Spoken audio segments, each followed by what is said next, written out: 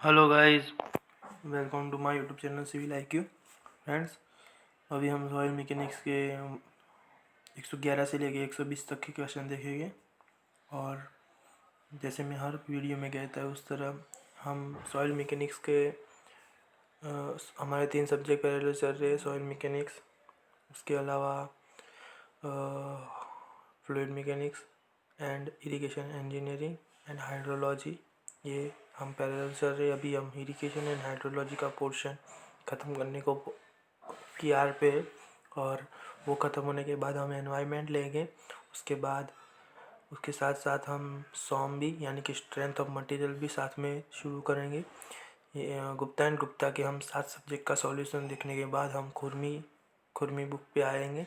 इस तरह से हमारा प्लानिंग है, और छोटे से छोटे सा क्वेश्चन का हम सॉल्यूशन देंगे। इसलिए मेरे साथ जुड़े रहिए friends.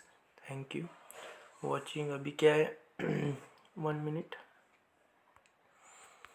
Okay, let's start. Question number 111। If a cohesive soil specimen is subjected to a vertical compressive load, the inclination of the crack to the horizontal is, तो क्या है, वर्टिकल लोड है फ्रेंड्स, उसकी क्रैक कितने angle पे होगी। तो आप सभी जानते हैं कि जो क्रैक होती है वो 45 एंगल पे रहती है। इस तरह से हमारा लोड रहता है, इस तरह से हमारा जो रहता है स्पेसिमेन, और जो हमारा इस तरह से एंगल होता है, तो 45 एंगल पे हमारा क्रैक होता है। Okay, then next, select the incorrect statement. इसमें से इनकरेक्ट स्टेटमेंट बताइए। Incorrect, not a correct. Okay, incorrect statement बताइए। तो क्या है कि in a direct shear box test the plan of shear failure is predeterminate। तो यस, ये प्रीडिटर्मिनेट ही होती है। उसके बाद better control is achieved on drainage of the soil is in a triaxial compression test। Okay, तो ट्राइएक्सियल में बेटर कंट्रोल के लिए हम better control in achieved in drainage में बेटर कंट्रोल ड्रेनेज के लिए हम जानने के लिए हम ट्राइएक्सियल कॉम्प्रेशन टेस्ट करते हैं। तो ट्राइएक्सियल कॉम्प्रेशन टेस्ट में 3 टाइप के हमारे रहते हैं। यूयू टेस्ट, फर्स्ट है यूयू टेस्ट, अनकॉन्सोलिडेट अनड्रेन टेस्ट। उसके बाद अनकॉन्सोलिडेट कंप्रेशन टेस्ट पहला हमारा रहता है अनकॉन्सोलिडेट अनड्रेन टेस्ट, यानी कि यूयू टेस्ट। उसके बाद हमारा रहता है consolidated undrained test. Okay, then consolidated drained test. ये 3 टेस्ट रहते हैं। ओके, और यूयू टेस्ट होते हैं उसे हम क्यू टेस्ट कहते हैं, यानी कि क्विक टेस्ट कहते हैं। अब क्या है उसके बाद straight distribution on a parallel plane, in this case triaxial compression test is uniform. तो ये बिल्कुल राइट आंसर है। इसके बाद unconfined compressor test can be carried out and all type soil. तो अनकम्फाइंड कंप्रेशन टेस्ट है वो ऑल टाइप सॉइल के लिए नहीं होता, अकेले क्ले के लिए ये यूज होता है। Only on clay, only on, not all type. Okay, अभी मैंने इसका डिस्क्रिप्शन भी लिखा है कि the test is conducted in a soil specimen in a shear box, यानी कि वो बॉक्स जो मैंने बनाया था उसे शीयर बॉक्स बोलते हैं। Is split into two direction, यानी कि 2 halves along the horizontal plane and its middle, यानी कि जो हॉरिजॉन्टल प्लेन पे हम लोड लगाते हैं और दूसरा जो ये लोड लगाते हैं, ये 2 टाइप के लोड लगते हैं। उसे हम डेविएटर, जो वर्टिकल लोड लगाते हैं उसे हम डेविएटर लोड कहते हैं। अब क्या है कि it is used to determine of shear characteristics of all type of soil under the different drainage condition. There is a complete control over the drainage condition. Okay, pore pressure change and volumetric change can be measured directly। pore water pressure भी change होता है, यानी कि जो पानी से लगने वाला प्रेशर होता है वो चेंज होता है। उसके बाद जो उसका वॉल्यूमेट्रिक चेंज होता है, यानी कि उसके वॉल्यूम में भी चेंज आता है। ओके, वो डायरेक्टली होता है। The stress distribution in the failure plane is uniform. जो उसका स्ट्रेस डिस्ट्रीब्यूशन होता है वो फेलर प्लेन वो यूनिफॉर्म रहता है। उसके बाद the specimen to fail in a failure plane is uniform. जो फेल होगा वो भी यूनिफॉर्म होगा। अब क्या है कि आंसर हमने बताया कि डी है। क्यों डी? तो compression test is special form of triaxial test. Okay, compression test होता है स्पेशियल फॉर्म है ट्राइएक्सियल टेस्ट का, in which the confining pressure is zero, उसमें कंफाइनिंग प्रेशर जीरो लगता है। The test can be conducted only on a clear soil. Right, focus on this sentence on these words, clay soil which can be stand without confinement. Okay, okay, तो then only on clay soil पे ये लगता है। तो D is the right answer for whole the question. Okay, then next, if the shearing stress is zero on two plane, then the angle between the two plane is, तो आपको पता है shear stress जब zero रहता है तो angle कितना रहता है? तो फ्रेंड्स एंगल हमारा रहता है 90 एंगल रहता है, 90 डिग्री का एंगल रहता है। सो 113 के लिए यानी कि 113 क्वेश्चन नंबर 113 के लिए B is the right answer. Then next, principal plane is define, यहाँ पे लिखा है मैंने, उसका सॉल्यूशन भी लिखा है। Principal plane is defined as the plane on which the stress is fully normal और one which does not carry a shear stress. Okay, that's why 90 degree is the right answer, B is the right answer for 113। Okay, इसके बाद थोड़ा मैंने यहाँ पे भी लिखा है कि the normal stress acting on this principal plane we are known as a principal stress. जो प्रिंसिपल प्लेन पे लगता है उसे हम प्रिंसिपल स्ट्रेस कहते हैं। जो लोड लगता है प्रिंसिपल प्लेन पे उसे हम प्रिंसिपल स्ट्रेस कहते हैं। There exist three principal plane at the any point in a stressed material.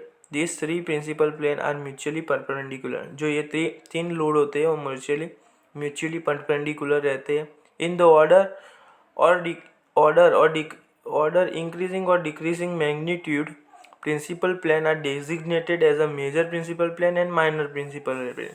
तो इसमें सिग्मा 1 होता है वो मेजर प्रिंसिपल प्लेन होता है, सिग्मा 3 होता है वो माइनर प्रिंसिपल प्लेन रहता है। तो इस तरह ये 90 डिग्री पे रहता है। उसके बाद question number 114, in the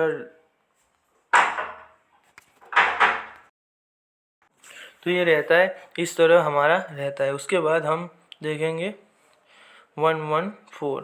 okay, तो in the triaxial compression test the application of additional axial stress it is like that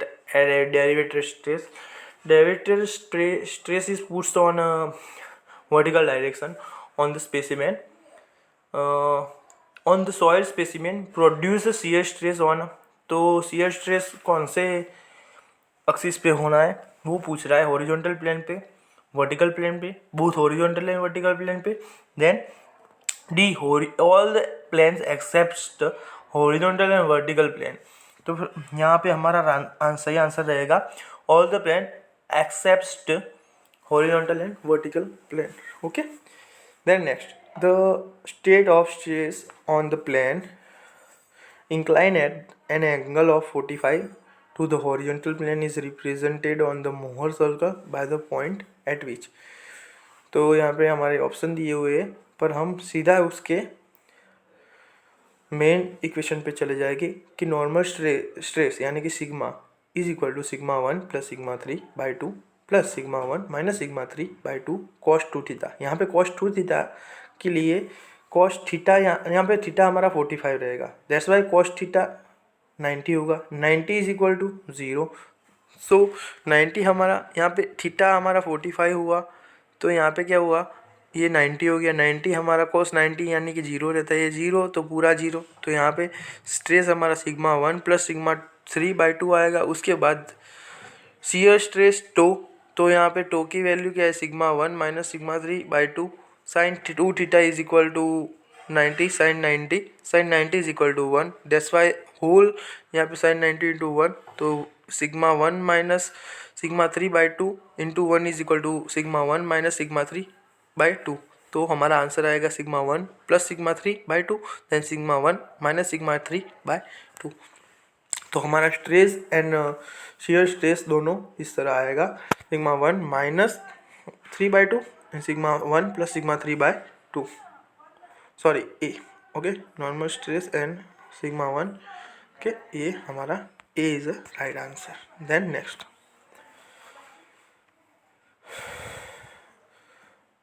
in a triaxial test, compression test, when the drainage is hollow during a first stage, application of cell pressure, example application of cell pressure, then only, and not during the second stage, application of deviator stress at constant all the pressure। तो क्या है friends, पहले जो load लगता है वो cell pressure होता है, यानी कि इस तरह से जो ये है, तो ये जो फोर्स लग गया है सेल प्रेशर है, और ऊपर से जो लोड लगता है वो डेविएटर प्रेशर है। ओके, पहले जो लोड लगता है वो सेल्फ प्रेशर है, और ऊपर से जो लोड लगता है वो डेविएटर प्रेशर है। ओके, अब क्या है, पहले में हमारे पहले जो पार्ट है उसमें पानी को कंसोलिडेशन करने दिया, यानी कि कंसोलिडेट हुआ, और दूसरे पार्ट में नहीं करने दिया, यानी कि अनकंसोलिडेट हुआ, तो CU टेस्ट हो गया, ये कंसोलिडेशन अनड्रेन टेस्ट। तो यहाँ पे हमारा राइट आंसर रहेगा कंसोलिडेटेड अनड्रेन टेस्ट। तो यहाँ पे कंसोलिडेटेड अनड्रेन टेस्ट हुआ। ओके, अब हम उसका थोड़ा डीप में देखें। ये क्वेश्चन बहुत ही उलझन पैदा करेंगे, तो आपको थोड़ा कन्फ्यूजन होगा। यहाँ पे क्या होता है, पहले में हमको ऑलो किया, उसका मतलब कंसोलिडेशन हुआ, दूसरे में नहीं किया तो उसका मतलब अनड्रेन हुआ, तो CU टेस्ट हो गया। अगर पहले में ऑलो नहीं किया और दूसरे में भी ऑलो नहीं किया तो UU टेस्ट होगा। अगर पहले में नहीं किया और दूसरे में किया तो अनकंसोलिडेटेड ड्रेन टेस्ट, यानी कि CU टेस्ट हो गया, UC। ओके, इस तरह से हमारा ये डिफरेंट स्टेज रहते हैं। तो इसमें मैंने बताया कि in the first stage of the test of the specimen is subjected to an all-round confining pressure. This stage is known as a consolidated stage. In second stage, the test of the shearing stage, additional axial force and deviator stress is applied on the top of specimen. Okay, top of specimen, that means it's a vertical force. Okay, that's why here is a consolidation undrained test. B is the right answer in 116. When the soil is subjected to a uniformly distributed, okay, in triaxial compression test, the Mohl presentation of the state of stress is sample is, तो यहाँ पे क्या होता है, fluid pressure zero होता है। Zero कहाँ होता है, जहाँ यहाँ पे पॉइंट पे, इस पॉइंट पे यहाँ पे प्रेशर हमारा जीरो हो जाएगा, इसलिए ये भी नहीं आता, ये भी नहीं आता, ये भी नहीं आता, ये is the right answer. Okay, fluid pressure हमारा जीरो होना चाहिए वन पॉइंट पे, तो वो हमारा जीरो हो रहा है। Sigma 1 is equal to sigma 3, तो हमारा प्रेशर जीरो हो रहा है एट द वन पॉइंट, यानी कि 117, ए इज द राइट आंसर। उसके बाद, when a sample of sand is sheared under undrained condition, then volume of dense and sand is increased and that loose sand decrease। उसके बाद volume of dense sand and decrease and that loose sand is increase, then volume of both dense sand and loose sand decrease, then volume doesn't change। तो friends यहाँ पे क्या होता है, अनड्रेन्ड condition है, तो क्या होगा, इसमें सिंपल है कि sand, when sample of sand is sheared under undrained condition, undrained condition में सैंड का जो वॉल्यूम होगा वो इस तरह ही उसका जैसे है वैसा ही रहेगा। उसके कारण हमारा क्या होता है, उसके कारण वॉल्यूम में कोई भी चेंज नहीं आता। ये सिंपल चीज़ है, इसमें अनड्रेन्ड है, दैट्स वाई वॉल्यूम में कोई भी चेंज आएगा ही नहीं। उसके बाद, the ratio of undisturbed shear strength to the remolded shear strength in a cohesive soil under a undrained condition। तो क्या है, ये सेंसिटिविटी की डेफिनेशन हो गई। तो फ्रेंड्स ये सेंसिटिविटी कितनी रहेगी 119 में हमारा, तो ये कितनी रहेगी, ग्रेटर देन 1 रहेगी सेंसिटिविटी। ओके, क्योंकि ये पूरी डेफिनेशन सेंसिटिविटी के इधर सेंसिटिविटी की डेफिनेशन यहाँ पे इस तरह रहेगी, the ratio of undisturbed shear strength to the remolded shear strength in a cohesive soil under undrained condition। तो ये ग्रेटर देन 1 रहेगी। उसके बाद, during the first stage of triaxial test when the cell pressure is increased from 0.10 Newton पर mm square से 0.26 Newton पर mm square increase हो रहा है। उसके बाद वाटर प्रेशर भी इंक्रीज हो रहा है, कहाँ से कितना, तो 0.07 न्यूटन पर mm स्क्वायर से लेके 0.15 न्यूटन पर mm स्क्वायर। तो स्कैम्पटन पोर प्रेशर के पैरामीटर बी को हम फाइंड कैसे करेंगे? तो स्कैम्पटन पोर प्रेशर के दो पैरामीटर होते हैं ए और बी, उसमें से हमें बी को फाइंड करना है। तो इसका इक्वेशन इस तरह से ये, तो पहला ये इसका इक्वेशन है delta u is equal to B into delta sigma 3 plus A into delta sigma 1 minus delta sigma 3। तो उसको हम इस तरह से रख देते हैं। तो हमारा 15 से लेके 0.7 तक हो रहा है, यहाँ पे बी रखा, और 26 से लेके 0.10 तक हो रहा है, 0.26 से लेके 10 तक हो रहा है। तो हमारा बी हम फाइंड कर देंगे 0.50। अब क्या है, change in pore pressure in cell. तो जब भी हमारा पोर प्रेशर सेल में बढ़ता है तभी हमारा डेविएटेड स्ट्रेस भी बढ़ता है। तो इस तरह से हमारा इसका वैल्यू भी रख सकते हैं। तो बी में 0.50 is the right answer, that's why A is the right answer of question number 120। Thank you friends watching my video.